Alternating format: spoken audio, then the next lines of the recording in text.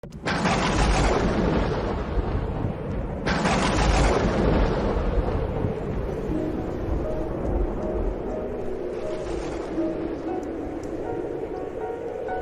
Seigneur soit avec vous. Et avec votre esprit. Évangile de Jésus-Christ selon saint Matthieu. Gloire à toi, Seigneur.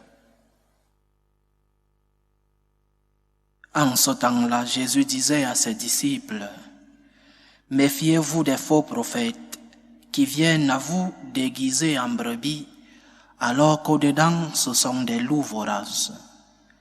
C'est à leurs fruits que vous les reconnaîtrez. Va-t-on cueillir du raisin sur des épines ou des figues sur des chardons? C'est ainsi que tout arbre bon donne de beaux fruits et que l'arbre qui pourrit donne des fruits mauvais. Un arbre bon ne peut pas donner des fruits mauvais, ni un arbre qui pourrit donner de beaux fruits. Tout arbre qui ne donne pas de beaux fruits est coupé et jeté au feu. Donc, c'est à leurs fruits que vous les reconnaîtrez. » Acclamons la parole de Dieu. Louange à toi, Seigneur Jésus. Qui sont les faux prophètes? Qu'est-ce que signifie qu'ils sont déguisés en brebis? L'époque antérieure au Christ, c'est l'époque des grands prophètes. Mais cette époque est aussi pleine de personnages qui sont venus à ce peuple avec un message qui n'était pas le message de Dieu. Ceux-là, ce sont les faux prophètes. Et leur caractéristique nous est racontée dans les livres des vrais prophètes avec un message qui était voulu par le peuple. Leur caractéristique était qu'ils disaient ce que voulait écouter celui qui gouvernait. Ils ne parlaient pas au nom de Dieu. Ils ne corrigeaient pas les défauts du peuple. Ils n'avertissaient pas du danger, du risque d'adorer d'autres dieux. Ils n'avertissaient pas des péchés contre n'importe quel des 10 commandements. Non, parce que cela les rendait impopulaires. Parler contre le peuple était impopulaire. Les faux prophètes prêchaient toujours ce que voulait écouter celui qui gouvernait, parce qu'ils étaient justement payés par celui qui gouvernait, qui paye et commande. Mais aussi ce que voulait écouter le peuple. Ils étaient applaudis, tandis que les vrais prophètes étaient persécutés, parce qu'ils allaient en contre-courant de ce que disait le peuple ou de ce que voulait écouter le peuple. Parce qu'ils ne disaient pas justement à celui qui gouvernait qu'il était très beau, qu'il faisait bien les choses. Ils n'étaient pas, comme nous le dirions aujourd'hui, politiquement corrects. Il allait en contre-courant de cette société. Le Seigneur parle pour toutes les époques. Il ne parle pas seulement à ces Juifs d'il y a 2000 ans. Il parle pour nous aussi. Attention, méfiez-vous des faux prophètes. Méfiez-vous de ceux qui veulent vous tromper. Ils sont déguisés en brebis. Déguisés en brebis, c'est-à-dire qu'ils ont un message doux, un message mielleux, un message sucré, le fameux bonisme de notre temps.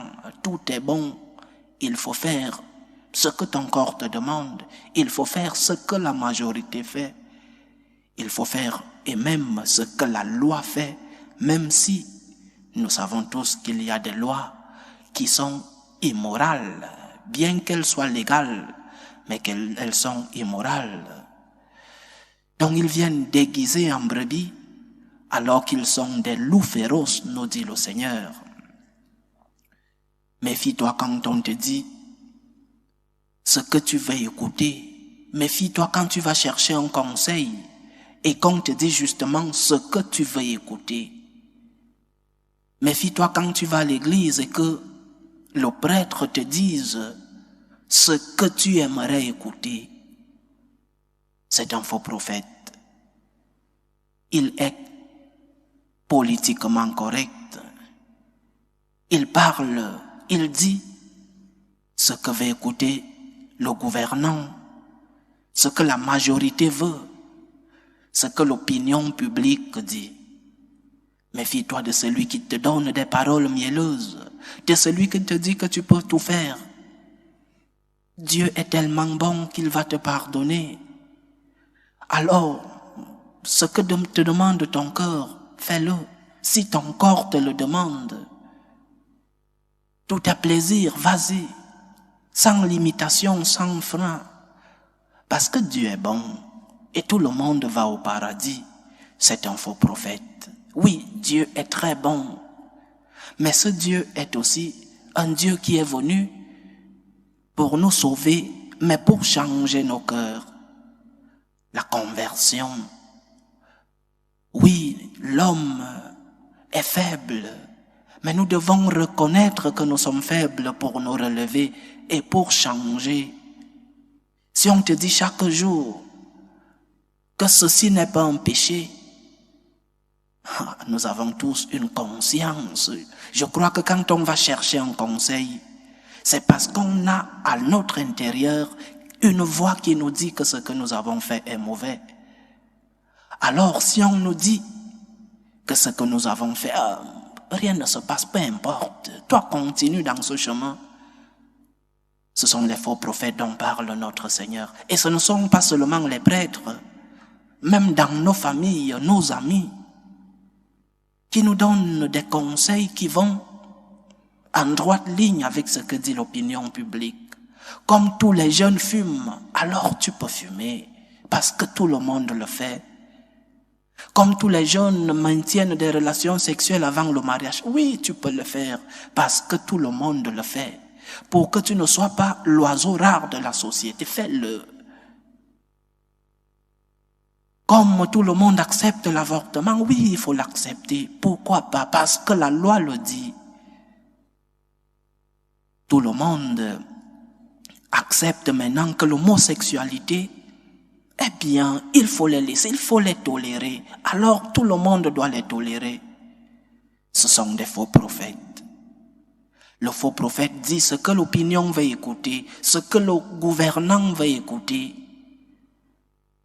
Et nous, chers frères et sœurs, le Seigneur est venu pour changer nos cœurs, pour nous dire la vérité, pour nous dire pas ce que nous voulons écouter, mais ce qui nous amène à cette conversion. Et si on ne nous dit pas, si on ne nous montre pas le chemin de la conversion, qui est un chemin plein de sacrifices, qui est un chemin qui nous incommode, qui nous rend mal à l'aise. Mais le chemin du salut, c'est celui-là, qui te demande des sacrifices, qui te demande de sortir de toi-même, qui te demande même parfois d'aller contre toi-même. Mon corps me demande ceci, mais je ne vais pas le lui donner. Tu es en train d'aller contre toi-même. L'opinion publique dit ceci, mais je ne vais pas suivre l'opinion, parce qu'il y a, je répète, des lois qui sont légales. Nous ne doutons pas de la légalité vu qu'elles sont promulguées dans les parlements, mais nous savons tous qu'il y a les lois promulguées dans nos parlements qui sont immorales. Nous le savons tous. Nous savons tous que, je ne vais pas citer des cas dans l'histoire pour ne pas blesser certains, mais nous savons tous qu'il y a des lois qui ont été promulguées dans l'histoire du siècle passé ou des 2 derniers siècles dans des pays et qui ont amené des guerres, qui ont amené à la destruction de certains peuples. Nous le savons tous. Benoît XVI disait dans un parlement, il le disait, dans ce parlement ont été promulguées des lois qui étaient immorales. Dans ce parlement, ce n'est pas parce qu'une loi est promulguée et votée qu'elle est bonne. Il y a des lois immorales. Et nous, chrétiens, nous avons le droit et même le devoir d'être politiquement incorrect, d'aller contre ceux qui gouvernent et même contre ces lois parce qu'elles sont immorales. Et si nos pasteurs nous demandent d'être politiquement corrects, d'aller selon ce que dit l'opinion, ce sont des faux prophètes. Nous devons écouter la voix du bon pasteur, la voix du vrai prophète, en commençant par la voix du plus grand prophète Jésus-Christ, et même former nos consciences. Nous avons tous une voix qui nous dit ce que nous devons faire quand nous avons une conscience bien formée. Reconnais que tu as péché. Reconnais que tu as besoin de la miséricorde de Dieu. C'est le message du vrai prophète. Le vrai prophète te dit que tu as péché. Le vrai prophète te dit que tu t'es trompé.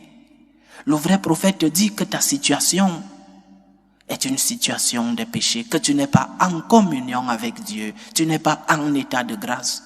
Et en te disant ça, ce n'est pas pour te blesser, c'est pour ta conversion, c'est pour t'amener plus proche du Seigneur. Quand tu t'es trompé, lève-toi, recommence, donne-toi une nouvelle opportunité, demande pardon à Dieu. Le vrai prophète te demande de faire des efforts, de vaincre tes tentations, de vaincre tes instincts, de vaincre tes plaisirs, de lutter. Ne te rends pas devant les difficultés de la vie. Lève-toi, lutte pour le Seigneur et par lui, parce que lui, quand tu lui demandes sa grâce pour lutter, il te la donnera, il t'accompagnera toujours. Demande la force à Dieu. Demande-lui de pouvoir distinguer son message de celui des faux prophètes. Que le Seigneur nous illumine, que lui-même vienne dans nos consciences pour nous aider à distinguer ce qui est son message et ce qui ne l'est pas. Loué soit Jésus-Christ. À jamais.